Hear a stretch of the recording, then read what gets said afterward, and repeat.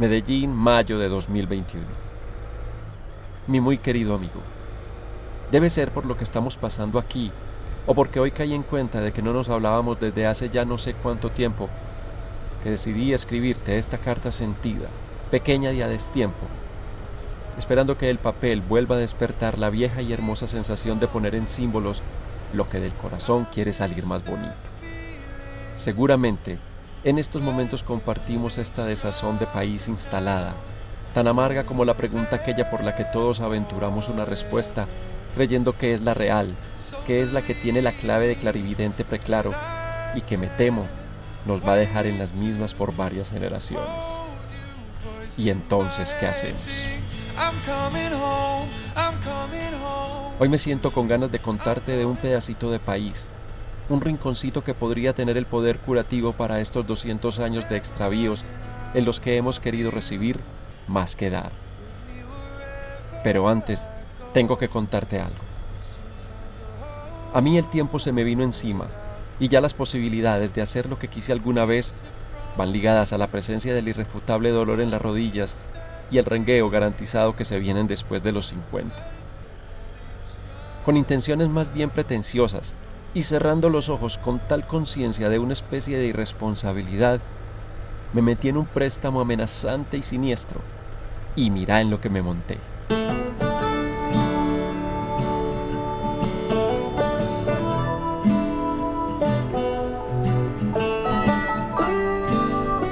Y sí, un buen día la Patria y yo nos dijimos, hombre, ¿pa' dónde cogiéramos en esta fiera? Lo pensamos mucho. Primero fue el mar, luego las montañas y los valles y los nevados y los pueblos antioqueños y los más vecinos, y de pronto, ¡trin!, iluminados. ¿Que si nos gusta pueblear? Pues claro.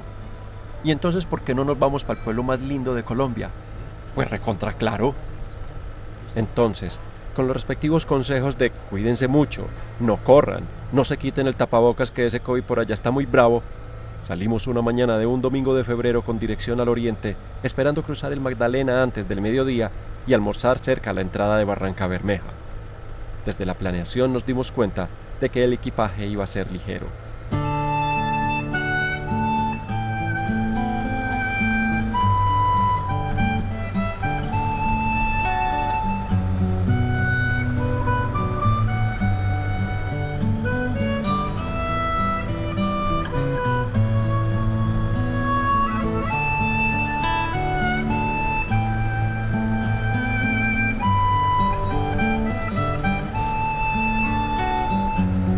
Hacia las 4 de la tarde, deslizándonos en este patín fabuloso, alcanzamos las vecindades de Bucaramanga. Y como la rayita estaba a punto de desaparecer, decidimos hacer una parada técnica en Girón, uno de los pueblos patrimoniales de Colombia, dejando para el otro día el fin del trayecto. Eso sí, no nos fuimos de allá sin que alguien quisiera encontrar parientes y de pronto alguna heredad que, bueno, ¿quién quita? Madrugados, emprendimos el viaje haciendo cuentas que a eso del mediodía o incluso antes podríamos estar en nuestro destino, pero teniendo siempre en cuenta que íbamos a tener que pasar por uno de los accidentes geográficos más impresionantes del planeta Tierra, y eso había que aprovecharlo. Bury my eye, head from the light, tell me it's alright. You are the only shelter from the wind and rain. These shackles and chains. Unas 2 horas después, nos dejamos llevar por las ondulaciones que en una suerte de espiral lo van metiendo a uno en el mundo maravilloso del cañón del Chicamocha. Con el abolengo de ser el segundo más profundo del planeta, y si me permitís, entonces uno de los más abismales del sistema solar, esta depresión se le va calando al sentido de la admiración, como un flechazo de amor por el país. Te cuento que el calorcito en esta parte de la montaña, aunque sea arribita, es bravo. Pero nosotros estábamos frescos, porque lo que queríamos era llegar. Desde allí, el lapso para alcanzar nuestro ansiado destino lo cubrimos en más o menos 1 hora y media, por una vía muy buena, señalizada y por efectos de pandemia, más bien solo. Todo estaba preparándose para lo que nos íbamos a encontrar. Barichara.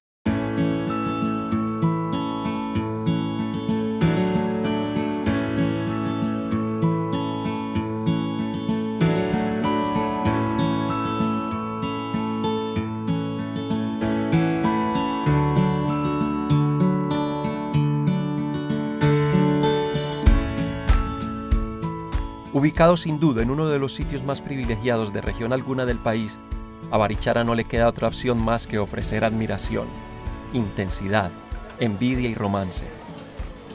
Solo llegar y el viento que trepa desde las profundidades del abismo, con el que limita al occidente y que se mete por entre las calles trazadas como con escuadra de arquitecto veterano, dan una bienvenida de muchos años, de muchos cuentos echados para quererse, de muchas luces encendidas para esconderse. El primer día debe dejarse para que el abrume efectivamente haga su trabajo y el ojo, el espíritu y el cuerpo se aclimaten a las sensaciones de estar en esta máquina del tiempo. Barichara significa lugar de descanso en lengua chibcha y eso le da un ritmo como de un bambuco tensado en tiempo lento y sorpresivo. Cada esquina parece que hubiera sido diseñada para que se escuchara una cadencia en la que la historia de nuestro país se pueda sentir y hasta se vuelva a vivir con una especie de nostalgia ajena.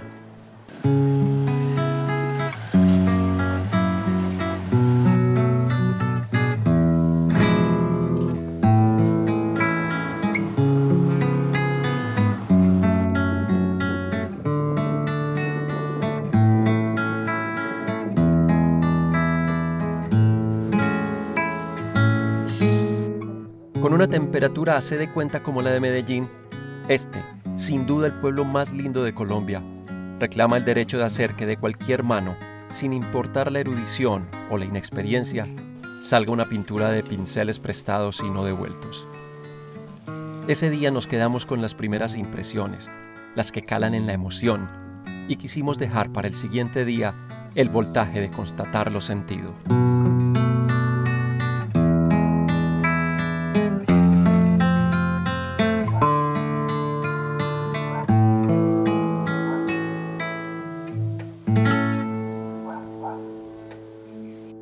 A la mañana siguiente, luego de entrarle un desayuno frugal y suficiente, nos fuimos de recorrido renovado.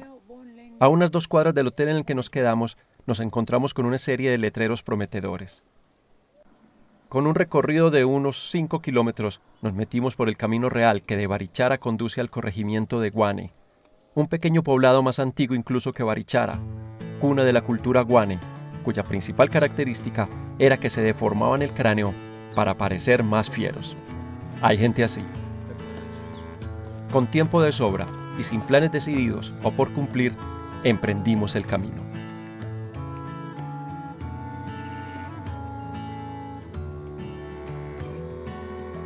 Construido en el siglo XIX por el inmigrante alemán Gio von Lengerke, quien además de haber contribuido con los conocimientos de ingeniería al desarrollo de la región, lo hizo también con el censo santandereano, aportando la enorme descendencia que dejó después de sus incontables faenas amorosas. La temperatura de esta soleada mañana de febrero comenzó a levantarse desde muy temprano, contribuyendo con el deterioro periódico de las fuerzas de este par de bellezas, pero como casi siempre pasa, no tiene cómo combatir porque a uno el agua le hace falta es cuando no la lleva. De todos modos seguimos confiando en que esos 5 o 6 kilómetros no son nada. Eso los camina uno en un momentico. Deje la flojera. Además, para encontrar caminos, siempre hay que tener el sol.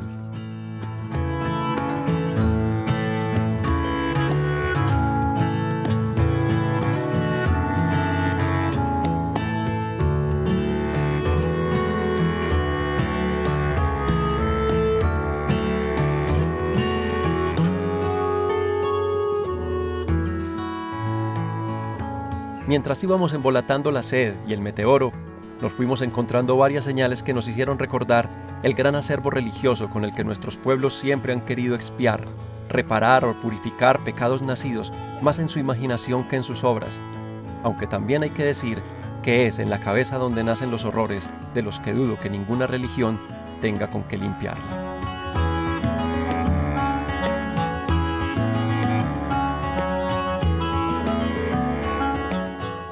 Más adelante, empezamos a ver los símbolos de otros ritos, otras ceremonias con los que seguramente otra clase de almas penitentes o esperanzadas o incluso tranquilas intentan expresar unas emociones que se imaginan que pueden compartir con un universo al que le caben todas las gracias que se le puedan dar.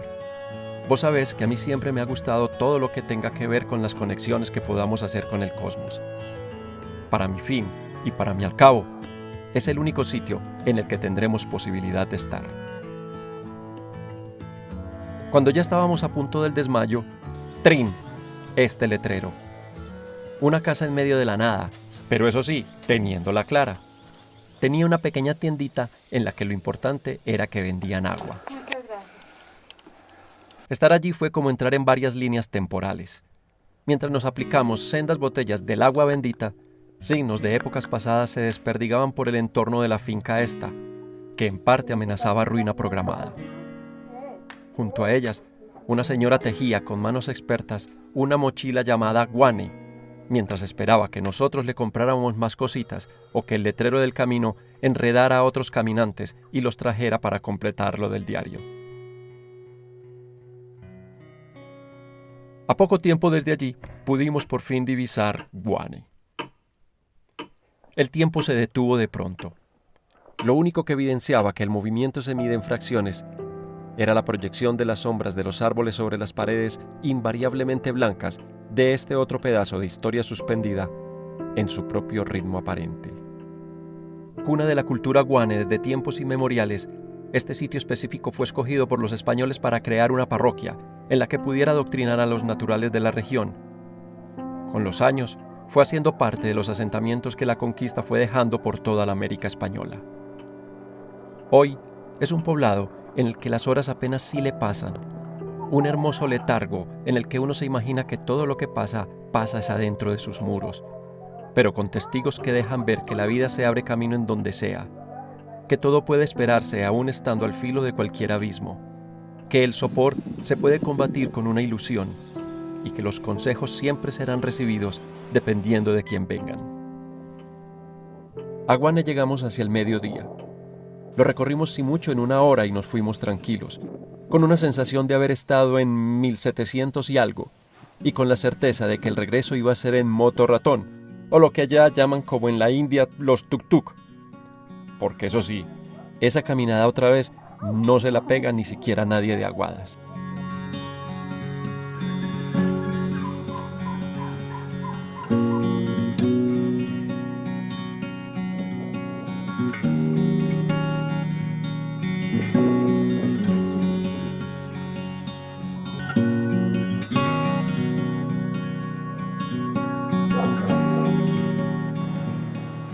Así nos sentimos.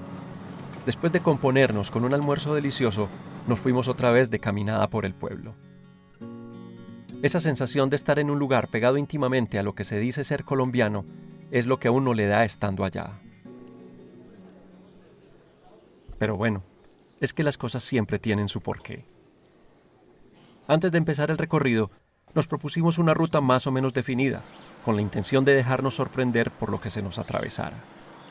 Seguían impactando el trazado de sus calles, los muros de estricto blanco, quebrados solo por las esquinas en los que aparecían las manos de algún maestro albañil, dejando la evidencia de un arte urbano lejano de lo que ahora se conoce así en las grandes y modernas ciudades del mundo. Como coros mudos que gritan para que los noten, de vez en cuando colores sacados como espejo de la tierra adornaban alguna tapia centenaria, solo para hacer el contraste que siempre se necesita para recordar que las cosas no son solo blancas o negras, posibles o imposibles, o urgentes e importantes. A medida que fuimos caminando, nos fuimos encontrando con rasgos específicos que caracterizan esta población santandereana. Uno de ellos, como cereza de pastel, es el cementerio. Locación de película, de cualquier género, fue lo primero que pensé. Lo segundo fue que siempre los homenajes van a tener una fuerza abrumadora y distinguirán siempre a las personas que consideran que el amor es más inundante que Hidroituango. El que hizo de la música la forma de transformar el mundo, el futbolista, el que de su sombrero hizo su preciada sombra, el policía con su sacrificio, o quienes imploran al cielo por su salvación, le dan una atracción a sangre a este lugar similar a la fuerza del cariño con la que se mide eficientemente a las personas que queremos cuando se mueren, porque nada más cierto que uno no sabe lo que tiene hasta que lo pierde. Otro viaje, ligerísimo de equipaje.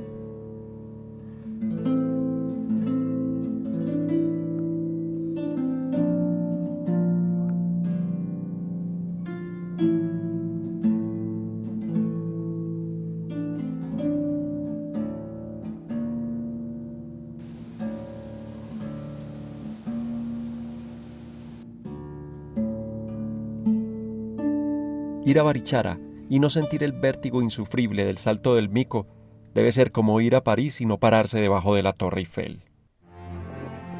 Lo ideal es esperar a que las últimas luces de la tarde caigan sobre el río Suárez, a lo lejos, y quedarse en silencio para sentir el privilegio. ¿Cuál? Todos.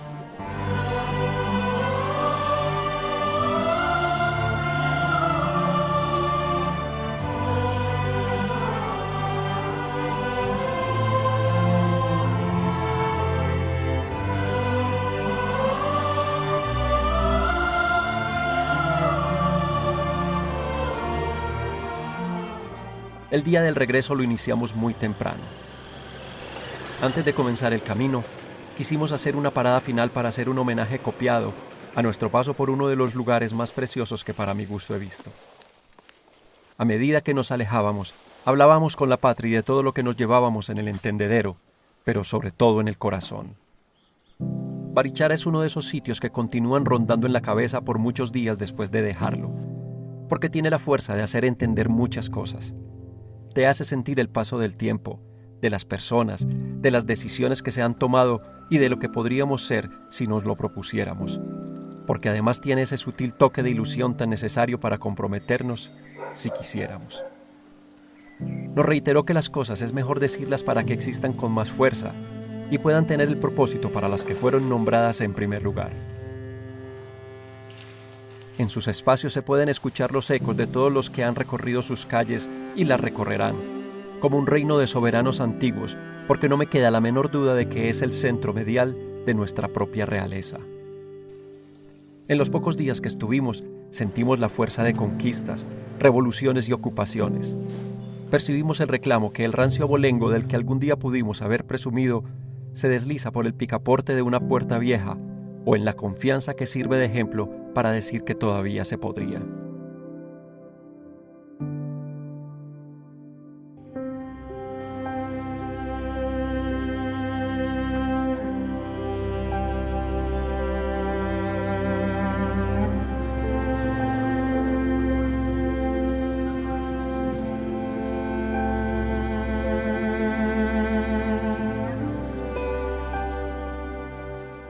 Sin embargo, es el recordatorio de que también hay que vivir con quienes piensan que el resto del mundo está equivocado, que la historia no es importante, que no es más que un embeleco de quienes viven atrapados en cosas viejas y empolvadas sin ninguna utilidad. Ver estas construcciones en semejante entorno llega como una puñalada trapera desde el estómago hasta el corazón. Es precisamente por eso que el espíritu ancestral y casi puro de Barichara es útil como solución de crisis, necesario como principio de nación y obligatorio de pensamiento, palabra, obra y omisión. La evidencia de esa comunión con la historia al estar allá dispara las sensaciones del momento tan críticamente sin igual que estamos viviendo, pero además nos mostró como si fuéramos espectadores de platea el resultado del absolutismo en su más pasmosa expresión. Como una suerte de metáfora para estos nuestros momentos de nación fragmentada, ver los grupos de venezolanos que cada vez más recorren las carreteras con la esperanza de que la compasión sea el sentimiento más cercana al hambre, castiga los arrebatos de suficiencia con los que creemos que tenemos derecho a sentirnos superiores a no sé quién o qué.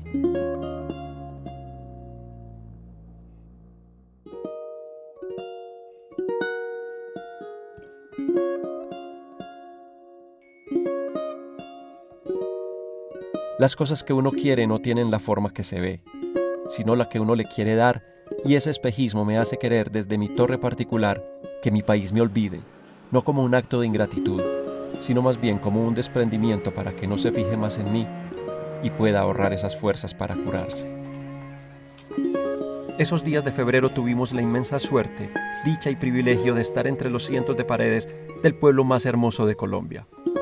Pero su hermosura va más allá de la foto siempre linda o la geografía impresionante en la que reposa.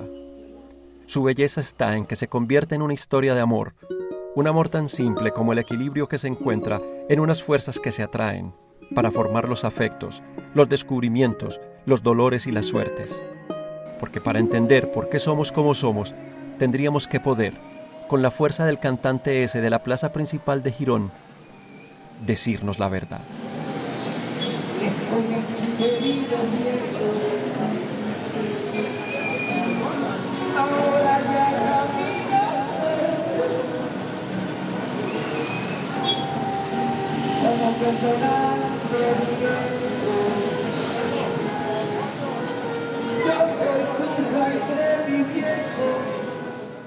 Con todo el cariño que sabes que te tengo, tu amigo para siempre.